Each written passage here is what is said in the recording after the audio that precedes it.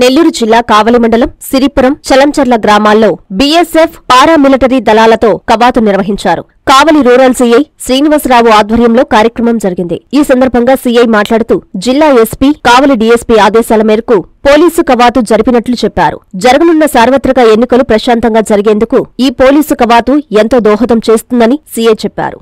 నెల్లూరు జిల్లా ఎస్పీ గారు అదేవిధంగా కావలి డీఎస్పీ గారు ఇన్స్ట్రక్షన్స్ మేరకు కావలి రూరల్ మండలంలో ఈరోజు సిరిపురము చలంచర్ల గ్రామాల్లో బీఎస్ఎఫ్ పారామిలిటరీ దళాలతో కవాతు నిర్వహించడం జరిగింది.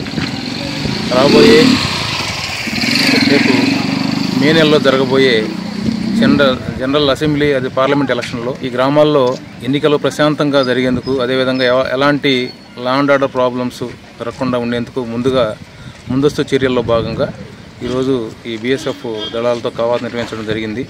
ప్రజలు నిర్భయంగా తన ఓటు హక్కును వినియోగించుకునే విధంగా ప్రజల్లో ఒక కాన్ఫిడెన్స్ను డెవలప్ చేయటం, ఎటువంటి లా అండ్ ఆర్డర్ ప్రాబ్లమ్స్ రాకుండా ముందస్తు చర్యల్లో భాగంగానే ఈ కవాతులు నిర్వహించడం జరిగింది.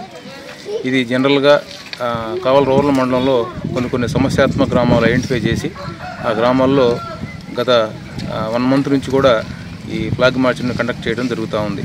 దానిలో భాగంగానే ఈరోజు ఈ 2 విలేజెస్లో మనం ఫ్లాగ్ మార్చ్ కండక్ట్ చేయడం జరిగింది.